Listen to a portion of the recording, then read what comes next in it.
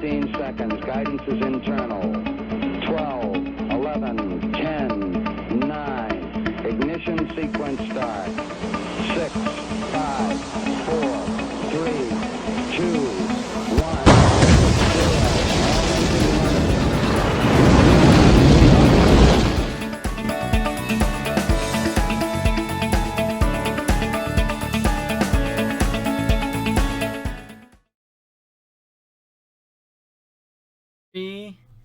Welcome back, everyone, to another episode or video from American Stock FPL Game Week 7 preview. Jason, how'd your Game Week 6 go? Probably about as bad as everyone else's. I think that was kind of a bloodbath of a game week. How about you?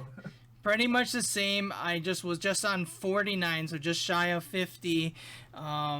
Shout out to Kane and Son, and then big green arrows for Bamford owners, so congrats on that. On this week's episode, we'll be talking about our Game Week 6 recap. We'll go over the schedule. We will also be talking about our watch list, and then we'll give our recommendations. Before we move on, just want to quickly shout out Fantasy Football Scout. We are part of their academy. You can check them out on the links below. In addition, want to shout out FPL Talking Points. This is a great website for all FPL podcasts, so make sure to check them out too. And if you guys like our video, you like the previews, we really appreciate the subscriptions, the likes, and the comments. Critiques are always welcome as well. And then also, we'd love to rate your teams or help you, give you recommendations on wild cards or transfers. That's always welcome as well, right, Jason? Yeah, absolutely. You probably want to do the opposite of what we tell you most of the time, but hey, we're still here to help. Right. Okay, so let's go on. Jason, tell me a little bit about what you saw from Game Week 6. All right, starting off, Leeds versus Villa. Patrick Bamford had the huge hat trick. Villa got blanked. Their awesome defense suddenly looked human again. No, I think that was a pretty surprising game for me. I was not expecting that to happen. Next up, we had City and West Ham drew 1-1. Little disappointing there as well, again from City. They've kind of struggled out of the gates this year, so it was nervy times there for City. I'm a little down on them right now, but with KDB coming back, we'll see if they can kind of pick up the pace again going forward. Next up, Crystal Palace versus Fulham. Ended up 2-1. Wilfred Zaha, 1 goal, 1 assist, and continued his extremely strong start to the year. Palace do have a nice fixture run coming up, so I think he's a name we're going to keep an eye on and probably dig a little deeper into later on in the show.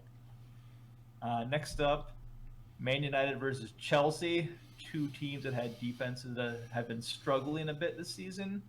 So I think we saw both of them kind of go a little more protective in their tactics. Chelsea had 3 in the back, and most importantly, had Mendy starting in net over Kepa, and that was kind of the big difference for them as he made some really key saves to save the game for them. United continued to start Fred and McTominay in midfield and Daniel James at the kind of that left wing spot. So very workmanlike setup for Man United, and I think that worked out pretty well overall. Chelsea only had 1 shot on target. After that, Liverpool just managed to beat Sheffield United 2-1. Sadio Mane, 2 assists in that game. Mohamed Salah came very close to some nice returns, but just couldn't quite put it away. Had a goal ruled out for a marginal offside, and also hit the post on a one-on-one with the keeper. So pretty unlucky there, but what can you do? Yeah, unlucky to see all the Salah owners blank. Sorry, I interrupted you. What were you about to say? No, I was about to turn it over to you, so you were right on that.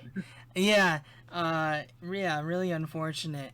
Another unfortunate for DCL owners as he blanked as well, Everton defeated Southampton, and Che Adams continues his scoring streak.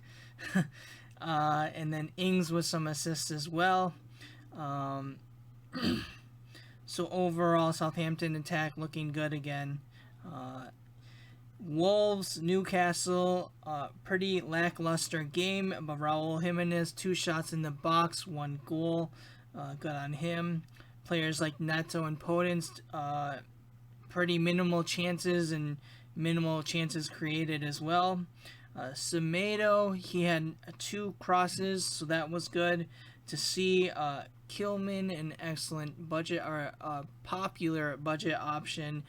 Really nothing created from him, and the Wolves defense kind of let in a goal late, so pretty disappointing.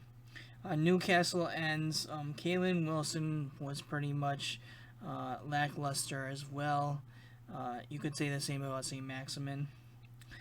Moving towards Arsenal, they continue to disappoint as well. Aubameyang, his price keeps dropping, and Jamie Vardy kind of overperforming.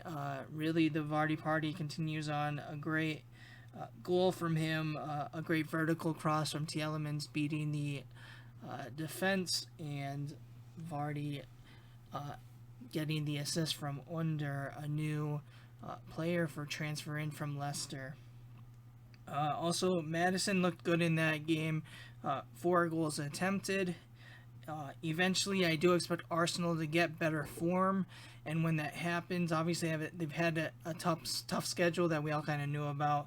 But when that happens, Ceballos could be a good budget option midfielder. I'm thinking about. He had some excellent chances created in the match. Moving forward, Brighton, West Bromwich, they disappoint kind of as well. Pereira had the most attempts in the game at 3. Trossard, 0 chances created, 0 shots in the box. Lamptey also disappointing. Mopai, 1 big chance, but he didn't take it well. And Lallana created the most chances. Lastly, the Kane to Son connection continues. A popular nickname given to Kane has been Kane De Bruyne, and he continues with his assists. Classic Mourinho win here, 1-0. It was an interesting interview from Mourinho. He benched Reguilon, and he played holding midfielders, Sissoko and Højbjerg. He was kind of saying that he was worried about Burnley's long balls, so that's why he kind of wanted, he didn't want Reguilon, he wanted Davies, and that's also kind of why he didn't play Lo Celso too. So it was an interesting interview from him.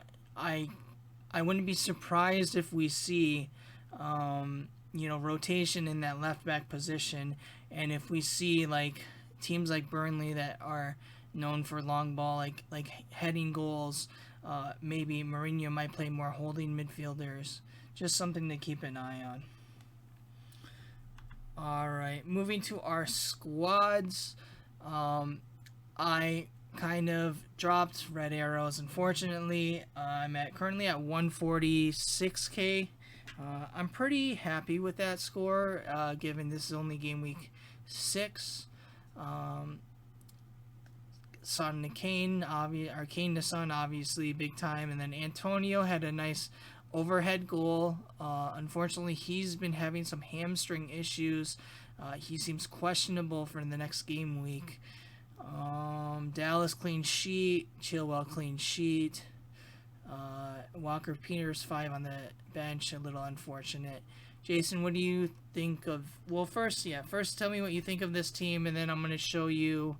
I do have 2 free transfers in the bank. I don't know what I'm going to do with that yet, but I do have a little -4 hit team I want to show you after you give me your opinion. Okay, yeah, I think you were a little unlucky with your midfield this week. Salah, Grealish, Rashford all had some really nice chances, and on another week would have had some nice returns, but just wasn't meant to be this week. So, like the picks, but just unlucky right now. Chilwell, I think, is a great pick. Same with Dallas.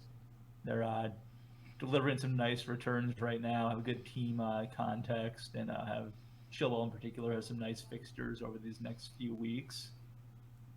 It's good to see Martinez, even in a 3-0 loss, he gets 3 points just due to his saves. And then obviously you have the Kane to Son connection. Yeah, keep an eye on Antonio's fitness. I think he has a pretty nice schedule coming up, but that hamstring is a worry. Mm-hmm. Yeah, Grealish had a goal, almost a goal, like VAR had to roll it out. So difficult week for him. So moving on, this is just a thought. I'm not for sure gonna do. I'm not sure what I'm gonna do yet. I'll probably only do one transfer, but this is a -4 hit squad to bring in Kevin De Bruyne back, and then I also have Wilfred Zaha, and I have Neil Mopai. Unfortunately, Kane would be out, Rashford would be out, and Grealish would be out. Jason, what's your opinion on making these transfers, and specifically maybe, what's your opinion on this? Personally, I wouldn't do it. I don't think taking Kane out for a -4-point hit is ever a good idea. Right.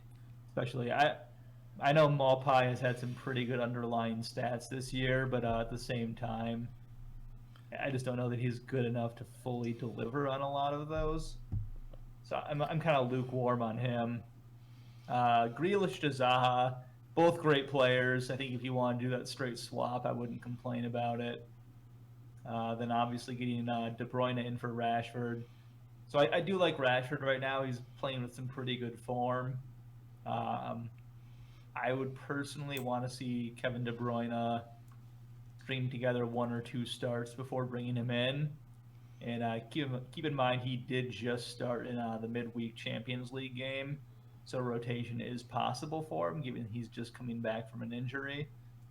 But overall, yeah, I agree with the idea of getting De Bruyne in, but I just don't think I would take a hit to do it and take Kane out, especially when Kane has 2 really nice fixtures coming up. Right. I think I'm going to wait until after the West Bromwich game, but I'm likely going to drop off of the double Spurs Son Kane connection, and I think right now Son probably has better value than Kane. It's kind of 50-50. Last week I said Kane was better, like more value. I'm not 100% on that. One of them I'm probably dropping if KDB's form is really high, and that would be my way to get back KDB. Zaha, I kind of do like a little bit more than Grealish. I would be holding Grealish if you have him. But Zaha's underlying stats might be, they're probably better. So just thoughts. All right, Jason, let's move on to your squad. All right, so my squad, pretty disappointing this week. I finished on 49 points as well, so I guess we tied. Oh, nice. Looking at my forward line, Raul Jimenez delivered again, so I'm glad I stuck with him instead of going to Kane, at least this week. Timo Werner, I was not expecting a whole lot against United, and sure enough, he blanked. He does have some nice fixtures coming up, so I think he's a hold for now. Shea Adams, he continues to punish his sellers. Another goal this week. Yeah, I think with Adams, his only goals have come against poor keepers such as Kepa and Pickford.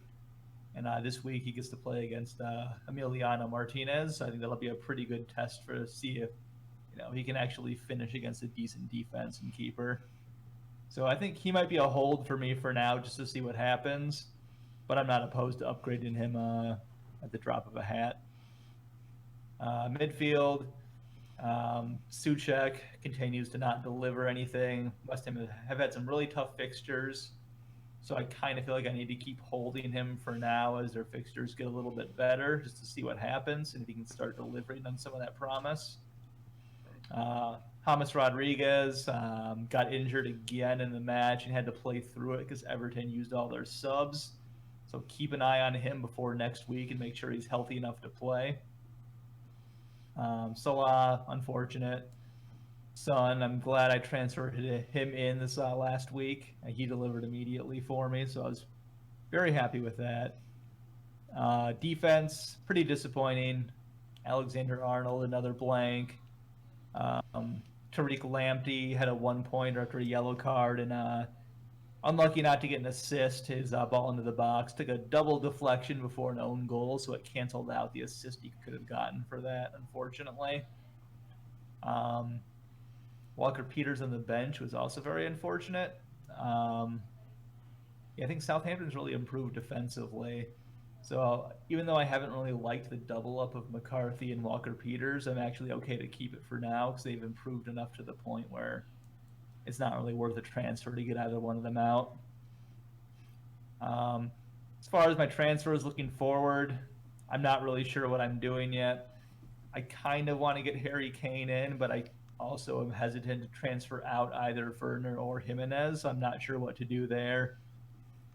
Calvert-Lewin, I've also kind of wanted to get in for Adams recently, but with Luca Digne being out, only one match now because his suspension got reduced from 3 to 1. But then Richarlison is still out, and if Rodriguez is either out or hampered, that really dents the appeal of Calvert-Lewin to me. So I want to get more data before I make any move there. Yeah. And then my other possible move is I get in on Wilfred Zaha, either for Souček or even Gordon. I have the money to do that, so I'm considering that as well.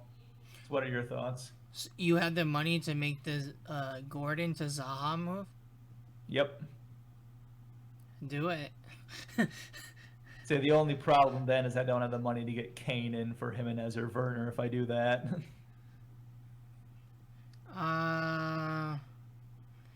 Kane. There's going to be a lot of let's see what they do with the Europa League. There might be a lot of rotation. The other thing is, like we kind of mentioned, we'll mention it later. Spurs' schedule is going to be a little not optimal anymore. I don't know. Yeah, I'm a little bit. I'd say have plans to get rid of the double up on Kane to Son, but it's way too premature. Just have plans for it. I'm not telling you to do it yet. And if you're thinking about doubling up, I would probably say, I just think about it. It's not a for sure green light for me anymore because of the schedule. Yep. And we saw that 1-0 and then like 2 holding midfielders. Like that's kind of worries. And then no Reguilon, Bale on the bench. I don't know, Mourinho's tactics. They worked for the 3 points, but they didn't work for fantasy. Yeah, not nearly as free flowing attacking as they have been. Yeah, exactly. But that West Ham game must have scared them off it. Exactly. You can't blame them. They were up 3-0 and then 3-3. You know. Yeah. Yeah, I'd say go for Zaha, or yeah. What about Werner? What do you think of him? I kind of want to hold him for now because Chelsea have a few decent games coming up, but one more poor game from him and I might consider getting out. I know he had the big game 2 weeks ago, but as good as he is, he's pretty expensive for the end product he's delivering right now. So if I had to move him out for a Kane or a DCL, I wouldn't be too sad about it if he's not really showing much over the next week or two. Okay. All right. Let's move on to the schedule then. Jason, tell me a little bit what teams you're looking at. All right. First one at the top, Aston Villa. Very nice schedule. Obviously had a terrible result against Leeds. Overall, I'm still pretty happy with them. Emiliano Martinez, Grealish, Barkley. All like great options to me still, so if you want to invest in them, I would say go ahead. Chelsea, as we mentioned, have 3 pretty nice fixtures coming up. So I think if you have their assets, they're definitely a hold for now. Especially now with Mendy in net, I think again like a Ben Chilwell or a defender is not a bad shout. Further down, Crystal Palace still have a really nice run of fixtures. Right now I currently have Mitchell for my defense, but Patrick Van Aanholt is just about ready to return, so keep your eye on that, and hopefully he can hold the starting spot a little bit longer. Everton, a little beaten up right now. We got suspensions going on. Still have a pretty nice schedule, though. So definitely keep your eye on the injury news for James Rodriguez. And once some of their players start coming back from suspensions, it might be time to reignite the party there as well. Mm-hmm. And lastly, we just highlighted Spurs. 2 great fixtures coming up with Brighton and West Brom. Then it gets a little tough after that with City, Chelsea, Arsenal, then Palace, followed by Liverpool. So that's a pretty rough schedule. That schedule looks very rough, and you know Mourinho's going to want to play defensive against City. Mm-hmm. Man, that's a tough schedule. I don't think I could recommend. I wouldn't say it for sure on the Kane-Son double up after game week 9. Definitely should have plans to get rid of it. City's schedule, I just want to check. Liverpool, Tottenham. Yeah, Sheffield, Burnley. A decent schedule. United. Yeah, from game week 10 to 13, it's not bad. Just have United mixed in with 3 guys I think they can beat pretty badly. They can score on United, too. Yeah, they can, but United have gotten the better of them recently. Oh, yeah? Did they beat them during the last fixture? Yeah, last year Bruno Fernandes came in, and that's when they beat them. I think they also knocked them out of, what was it, FA Cup maybe? Oh, okay. It was one of the cups they knocked them out as well. And then I don't think they lost them in the league at all. They definitely beat them on the second leg in the league. So United have actually got some pretty good results against City recently. It kind of favors their counter-attacking style, which they really excel at. Okay, let's move on to the watch list. Jason, tell me about some of these players. All right. Pretty good guys on here. I think Guaita of Palace is a good alternative to Martinez for this nice run of fixtures. You want that. Aaron Cressweell of West Ham, I think, is a good shout. West Ham's schedule has been brutal to start the year, but it's really going to clear up after this next week. And he's taking set pieces and delivering a lot of crosses for them, so I think he's the pick of the bunch for their defense. Great underlying stats as well. So I think he's one to keep an eye on for kind of a more of a budget attacking fullback. One of the big ones we want to touch on that we've already touched on a little bit is Wilfred Zaha. So he's started the year off on fire. His expected goal involvements is number 2 amongst all midfielders, next to only Mohamed Salah. And his expected goal involvement delta is pretty close to flat, so he's really not, overperforming or underperforming. Like, he's performing exactly how you would expect him to right now. So that suggests to me that's sustainable. He's on penalty kicks. Palace have a great schedule. At only 7.3, he seems like a great guy to take. What do you think about that? Yeah, and let me just add number 3 in expected goals for midfielders and number 3 for big chances total. I believe he's tied with Mo Salah on that too. At 7.3, usually, he was someone I was considered earlier this season, but then we all kind of got that whole, he always kind of disappoints once you pick him type of thing. And then on Twitter, he was like, someone asked him, did you see it? It was too funny, man. Someone asked him, should he pick him on his fantasy team? And Zaha actually replied, no. Yes. So it was some good banter stuff. And then just it was like the same time when Grealish, they demolished Liverpool. I was kind of like, should I go Zaha or Grealish? And then I went Grealish.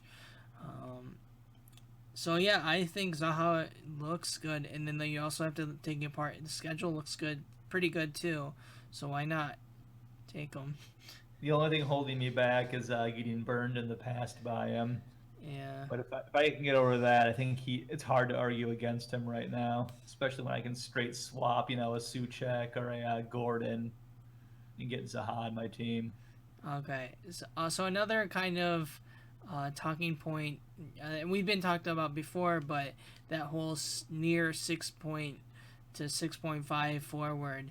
There's a lot of options on our watch list. We have Bamford. Jason, can you tell me a little bit about him? Yeah, so obviously he's kind of the talk of the town right now after his hat trick. Very strong start to the season. I think there's a lot of questions about if he was going to be able to score goals in the Premier League, and so far he's proved that he can. So I think he is a great option at 5.9. I would take him over most of the other options in that area, possibly with the exception of Mikel Antonio if he proves healthy. That's a big if. But I also think with Bamford, nobody has a higher expected goal delta than him right now. So basically, what that means is he's overperforming. And typically, when you get guys who overperform, it's like the Kevin De Bruyne's or the Son Heung-min's, players who are extremely talented. So they're capable of overperforming. Is Bamford talented enough to continue to overperform his expected goals? I kind of don't think so. So I think he will regress. Even with that regression kind of baked in, I still think he's a solid pick, though. Yeah. So what are your thoughts on him? Yeah, I mean, I watched some of the Leeds game, mostly the first half, and while I was watching on American television, the NBC announcer was like, "Yeah, Bamford's looking really poor. I'd like to see, Rodrigo be in that 9 spot and Bamford subbed off." And then, I didn't really watch the second half too much, and then I see he had a hat trick. I was incredible, because I thought he was really poor in the first half, and I still question his talent. Just from the eye test, like when I watch him, he seems to miss some big chances. Or he definitely has his chances. Leeds gets their chances. He gets his chances.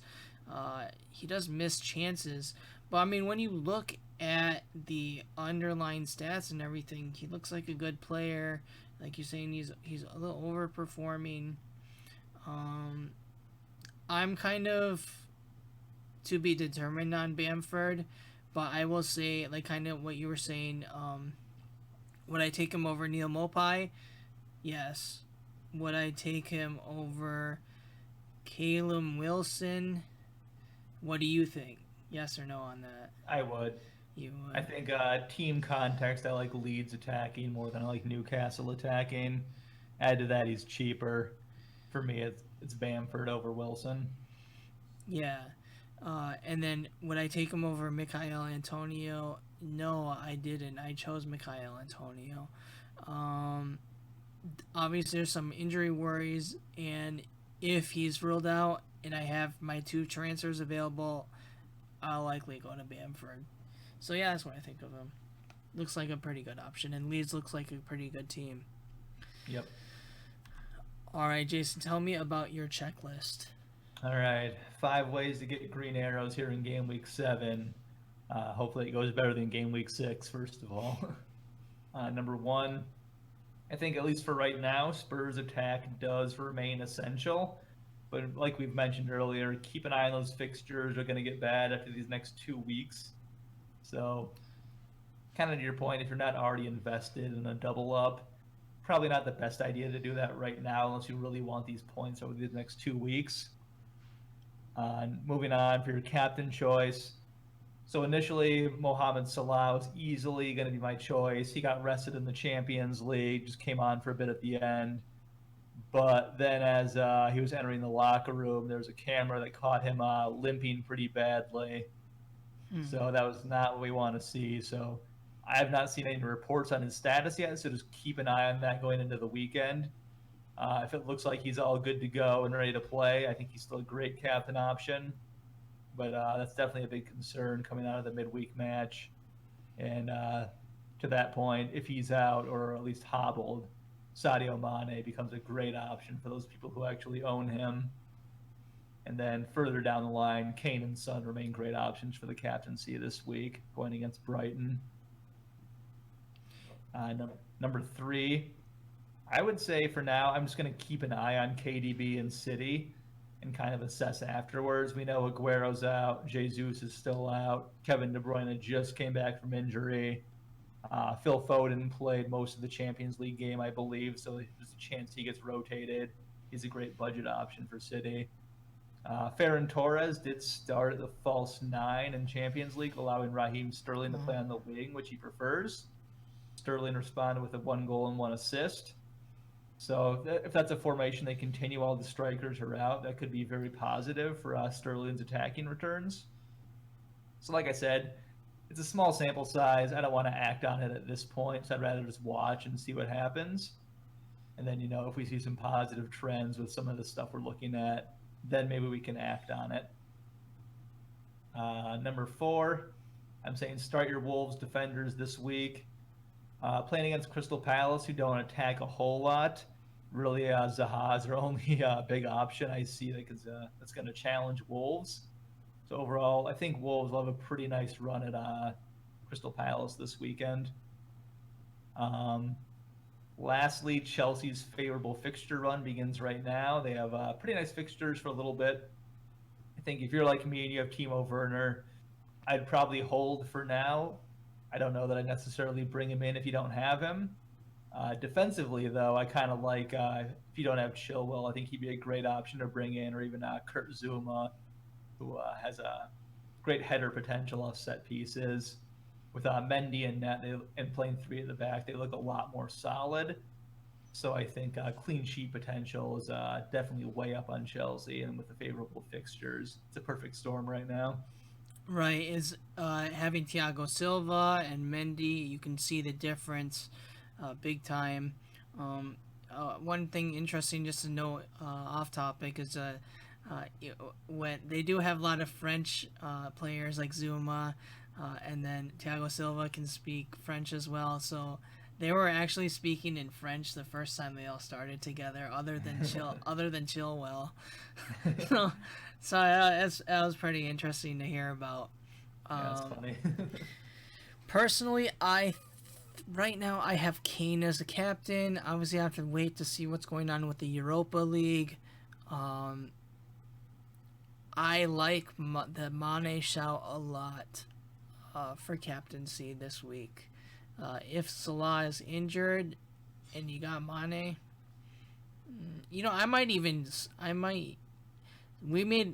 Salah is like 12.4 or something, right?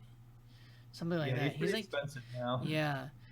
So we made like 0.2 on Salah. If he goes if he went up to like 12.6 and Mane's still at like 12.0, some of Mane's underlying stats are even better than Salah's. So I wouldn't even mind making the switch to them or doubling on them. Just something to think about. So currently I have Kane as captain though. Salah would be my second pick, just depending on his health. Yep. One more point I want to make on Salah. In the Champions League match, he earned a penalty kick and took it, and that happened while James Milner was on the pitch. So it looks like Salah has completely overtaken him as the first choice penalty taker. So we don't have to worry about Milner at this point. So that's another big plus in Salah's favor, in my mind. Super good. Let's see here. Yeah, and then I kind of already talked about my plan to get KDB in, kind of transfer out Kane for the money. All right. Anything else you want to talk about? Checklist? We're good. Let's talk about our final recommendations. Obviously, for these next 2 game weeks, we kind of talked about Spurs already. They got excellent fixtures. Not the best game last week in terms of attacking returns, but Mourinho kind of explained why. I'd expect him to play a little bit more of attacking, like maybe like a Lo Celso, maybe Reguilón back for these next 2 games. So that's why I'll take Harry Kane, and likely my captain. I already kind of talked about Mane. He's got, if you look at some of his underlying stats on the Fantasy Football Scout membership page, he's got some better stats than Salah in some big time things. one would be big chances. He has more big chances than Mohamed Salah. So that's someone definitely take a look out for.